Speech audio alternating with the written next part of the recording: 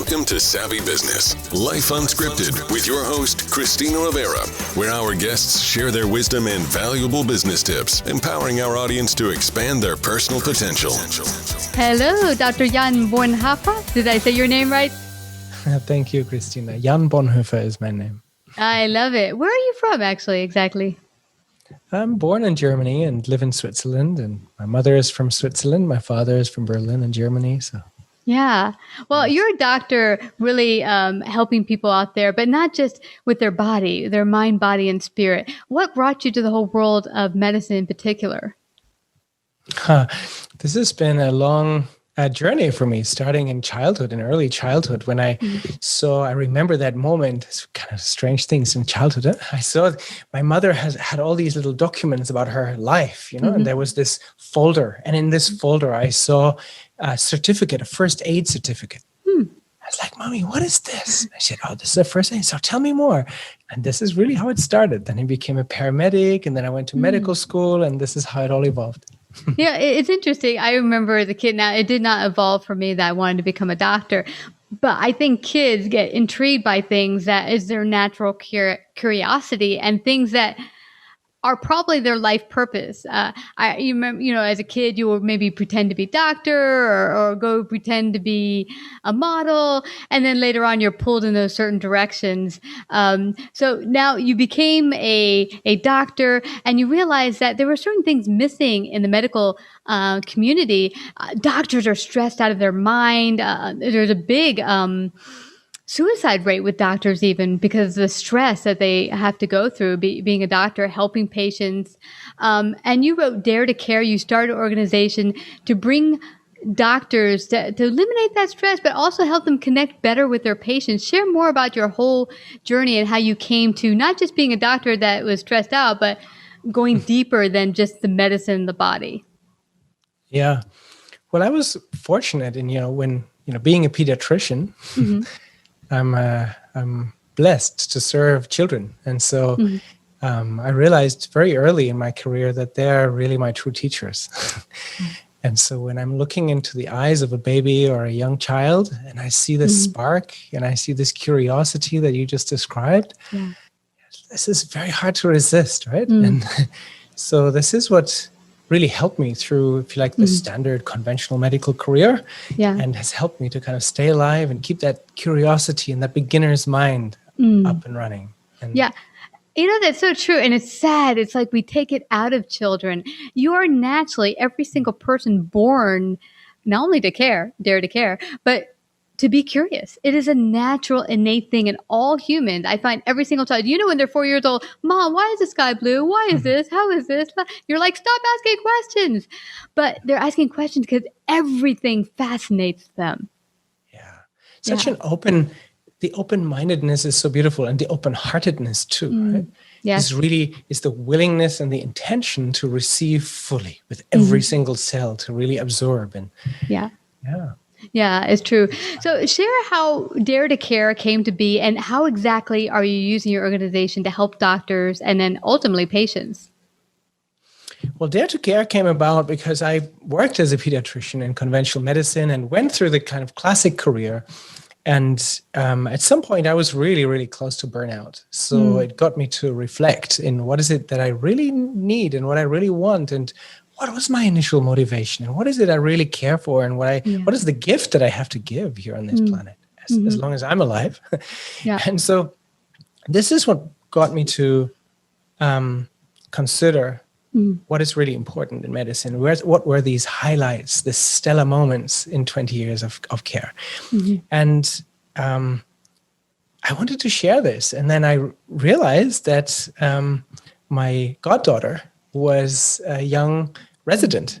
And so I felt, wow, this is a beautiful opportunity. I could actually write letters to her and tell her basically what I didn't learn in medical school. So all the things that they don't tell you, that I wish I had known when I started out. Yeah, and it's so true. I've had a couple doctors on who said to me they got started, and everyone who I think becomes a doctor comes out with the idea that I want to heal people. That's my thing. It's my calling. I want to, heal mind, body, and spirit, because I think most people realize that you aren't just the body. A patient walks in presenting with certain symptoms, but it's beyond the symptoms you're seeing in front of you. It goes deeper than that. But with the industry, it's so hard to focus on the healing part because you've got the insurance companies, you got the hospital administration. So it kind of gets lost. Then you realize, like my doctor, he was a wonderful practitioner, said to me, I'm ready to give up being a doctor because I feel like all I do is fill out paperwork. So share with me some of the lessons you shared with your niece that helped you think that you didn't learn in medical school that helped you get better connected to being a healer. Yeah. Mm-hmm. Yeah, I agree with you. So the constraints are very dominant. And I guess that's true in many professions, that we're kind of finding ourselves in a matrix and possibly we've deviated from our initial motivation. Yeah.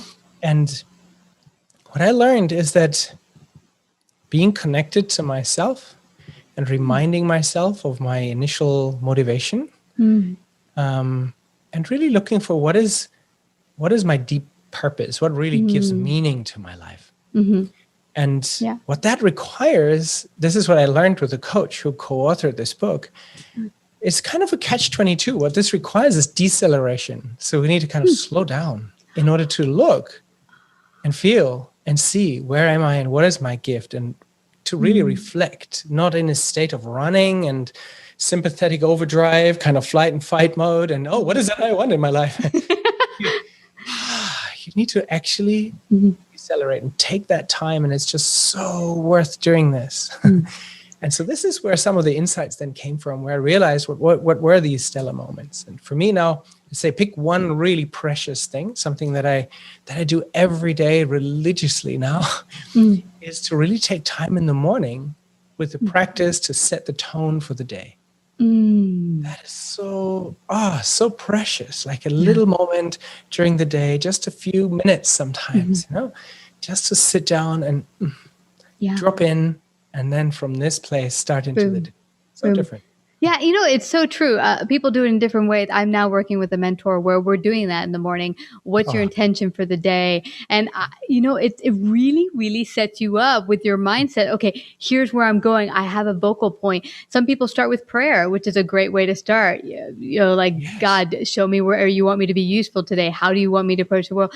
And what I wonder, and this is something maybe you can speak to, Dr. Yon, is that during this whole time of the pandemic around the world, lockdown, a lot of people said they have gotten a new perspective on their life because they've had to decelerate, as you say. Right. It wasn't done on purpose. They didn't plan to be on lockdown, but it has caused a lot of people to really begin to know themselves better and then hence be able to serve the world better. Yes, those who were privileged to slow down and to really have a look, it was very precious. Yeah, for some it meant existential crises and concerns, but even then we get to reflect on what is it that is really important to us, and where is it that we really want to be. So sometimes it does take a strong blow. It does take a hard stop for us somehow to reconsider.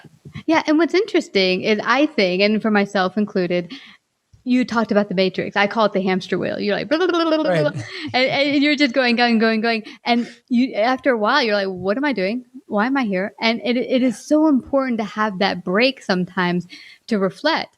Because at the end of your life, you're like, what did I do on this planet? You really want to have not just leave a legacy, but that you have had some sense of purpose, that you were able to leave something behind that's greater and made the world better. Yes, absolutely. Yeah. This is where a second practice comes in for me that is really helpful. That is at the end of the day. That is about practicing humbleness. That's a really useful thing for doctors. Is to actually step out of this, I know, and I'm providing the solutions kind of mode, and really go into, where did I screw up today? What did I miss? Where did I really not live up to my full potential? Where did I, what do I regret? And and really accept that lovingly and integrate that. And if we're allowing ourselves to do this, wow, that's 365 learnings a day. Fantastic. A year, sorry. So that's fantastic. You can make it a day. You might not get much done if you do it. Yeah. But yeah, it's so true, because I think all of us can fall into that trap of, oh, I know. Because once you become good at something, you kind of shut down the doors of learning because you're like, oh, I know everything there is to know. But that is never the case. I find, and you had mentioned earlier, how much you've learned from your younger patients, children. Yeah. Children, by their very nature of being curious, will open your mind to angles or ways of looking at life that you've forgotten and pull you back in, but like, oh yeah, I forgot about that, or I haven't thought about that. And when you talk about humility, I think for us to do that as a practice, remember, like, what can I learn today? There was a great lesson or exercise someone gave me a long time ago, and it was like, look at every mistake you've done, and let's turn it around. What did you learn from that mistake? So let's say today you did a big accounting error in my case.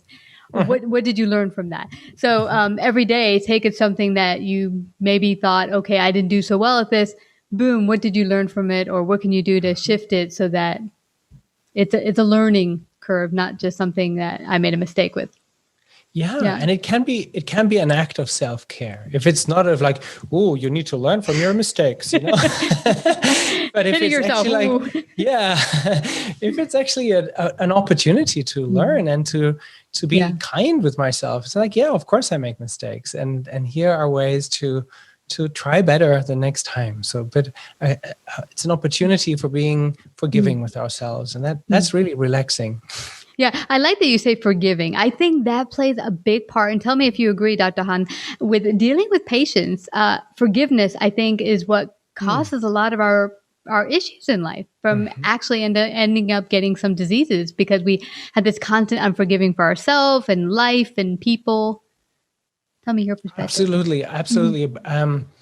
Leonard Laskow he's one of my, if you like, role models. Yeah. He wrote a beautiful book called Forgiving Love. So forgiving love. It's awesome. So the deep source of forgiveness is love. And there's increasing work done actually that demonstrates that when we are forgiving, it is almost more healing for those who are actually forgiving than to those that are forgiven. Yeah. It is that act of heart openness that is healing. It is that act of compassion that is really healing. Yeah. Yeah. And one thing I'm really picking up from you that's a very important key to being able to dare to care and to give to others is really starting with, of course, giving to yourself, but opening up to yourself and realizing, you know, how can I grow? How can I expand as a human being? Because it's an ever growing process. It's not like, boom, I'm done. You know, I think one thing we get in our society in America is this idea of, oh, once I reach success, it'll be over and it'll be great. Except, do you ever want to reach the top of the mountain? You want to keep growing as a person. You don't ever want to be, oh, there's nowhere to go. Yes, absolutely. And I guess it's certainly so for physicians, and I guess it's for many professions like this, is that we're trained to become something. So our reference point is always in the future, which means that we're kind of missing the present moment. And the stellar moments in my life, at least, I don't know about yours, but in my life, the stellar moments were now and not then. Or yesterday. Yeah. Exactly. Today. Yeah. Yeah. You'll miss today because you're focused on yesterday or tomorrow. And so what I love is you have a book, Dare to Care, How to Survive and Thrive in Today's Medical World. What's your number one advice? Let's say there's a pre-med student or someone who's thinking of going into medical school or who is a doctor. What's your one sage advice to that crew of people who are wanting to survive and thrive in the medical industry? I guess it's maybe the image of the airplane travel. At the beginning of a journey, you're told by the stewardesses that it's a good idea to put the oxygen mask on first before you help others. And that's really something that is drummed out of us as healthcare professionals. We're trained to focus on others, and we're trained to be kind of a martyr of, less sleep, poorer nutrition, more work, harder dedication, all of this. And it's actually draining. And this is why we have such a high rate of burnout and suicide. And I guess the most sustainable model for actually caring for others, if we really feel we want to be a professional caring for others, it means we need to learn how to care for ourselves, not in an egotistic way, but in a compassionate way. If we learn how to do this and we learn how difficult that is, then we have also compassion with our patients. And then nobody will say like, oh, this patient is not getting better because it's not compliant with my treatment.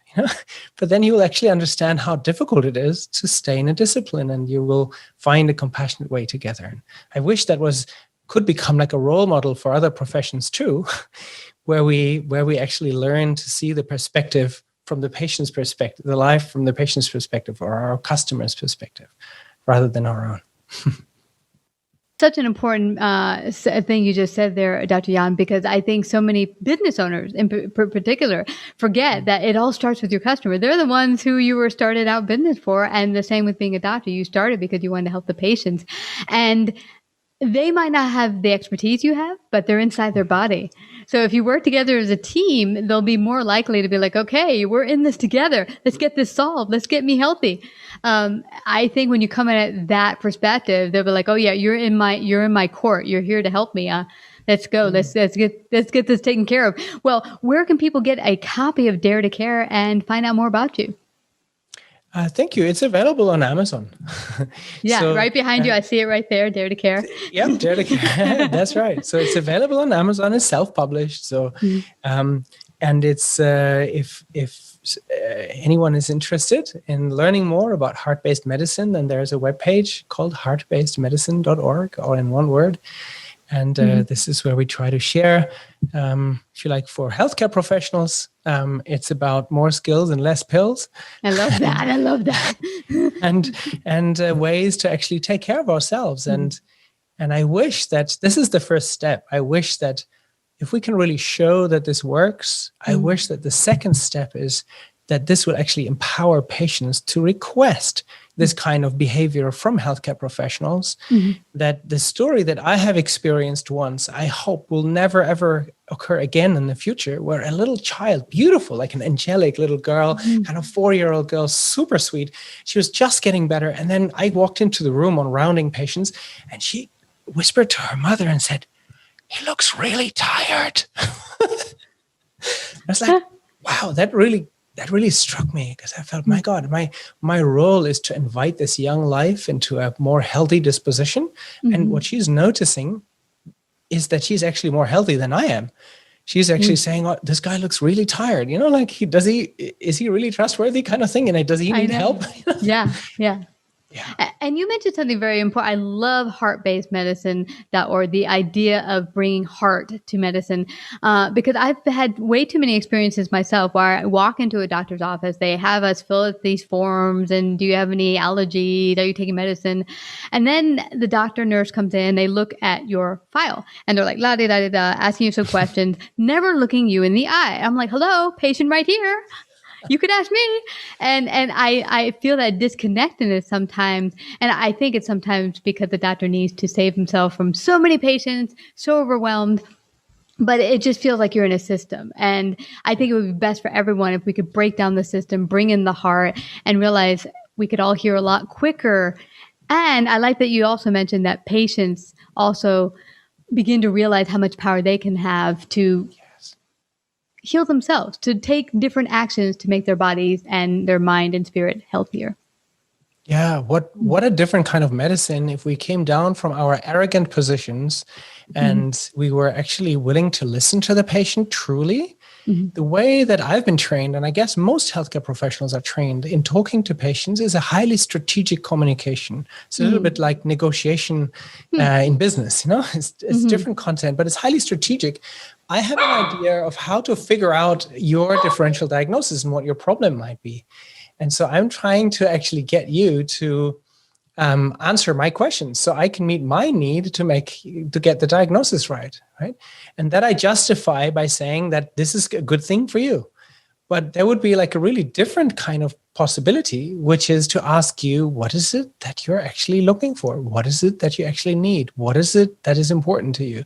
And I'm learning from you rather than telling you what you need. And this is shown time and time over again, this has shown to be really helpful and has saved so much time. Yeah. And you know what, also, I think if both doctors and patients came at it from humility to realize patients sometimes will come in like, doctor, fix it all, make it all better, give me a pill. They also will, I've heard that from doctors, like, well, they just want me to give them the magic pill and there is no magic pill. So I think there's a bit of humility on both sides to realize, okay, I'm going to have to do some effort on my side, maybe begin to have the idea that maybe I could make some small changes that lead to bigger changes that could affect my health in the better. Yeah. Wow, what a culture change. Thank you for saying this so clearly. What a culture change if both patients and physicians were actually taking responsibility for their own health and then meet in the humbleness of learning about this. Exactly. What a different kind of therapeutic alliance would emerge from this. It'd be boom, heartbasedmedicine.org. Well, I have to thank you again, Dr. Yon, for coming to Savvy Broadcasting. Thank you so much. Thank you, Christina. It's a pleasure. Thank you. Like, subscribe, and share this episode. To listen to more savvy episodes and savvy biz tips, go to www.lifeunscriptedradio.com. To find out about our paid sponsorship opportunities or how to become a guest, email Christina at lifeunscriptedradio.com.